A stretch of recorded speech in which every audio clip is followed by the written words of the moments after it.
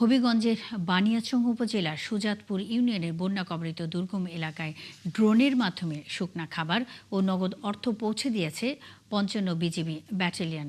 সোমবার ব্যতিক্রমী এই উদ্যোগ নেন বিজিবি সদস্যরা। বিজিবির এই ত্রাণ কার্যক্রমে ৪০০ পরিবারকে বিনামূল্যে চিকিৎসা ও ওষুধ, ২০০ পরিবারকে ত্রাণ সামগ্রী এবং আরও ২০০ পরিবারকে রান্না করা খাবার বিতরণ করা হয়। একই সঙ্গে ১৫০টি গবাদি পশুর চিকিৎসা সেবা দেওয়া হয়। হবিগঞ্জ ৫৫ বিজিবির অধিনায়ক লেফটেন্যান্ট কর্নেল তানজিলুর রহমানের নেতৃত্বে পরিচালিত এ কার্যক্রমে অংশ নেন হবিগঞ্জ জেলা প্রশাসক ডক্টর জি.এম. সরফরাজ। তিনি বিজিবির মানবিক ও প্রযুক্তি নির্ভর এ উদ্যোগের প্রশংসা করেন।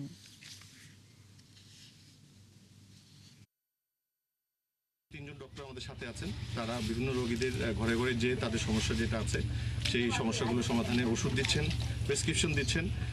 একই সাথে এই বন্যা দুর্গত জেলায় পানির সমস্যা আছে, এখানে আমরা পানি বিশুদ্ধকরণ ট্যাবলেট বিতরণ করছি। মানুষের সেবাকে দোরগোড়ায় নিয়ে যেতে হবে। এই উদ্যোগকে বিজিবি যে উদ্যোগটি গ্রহণ করেছে সেটি আসলে সাধুবাদ পাওয়ার জন্য।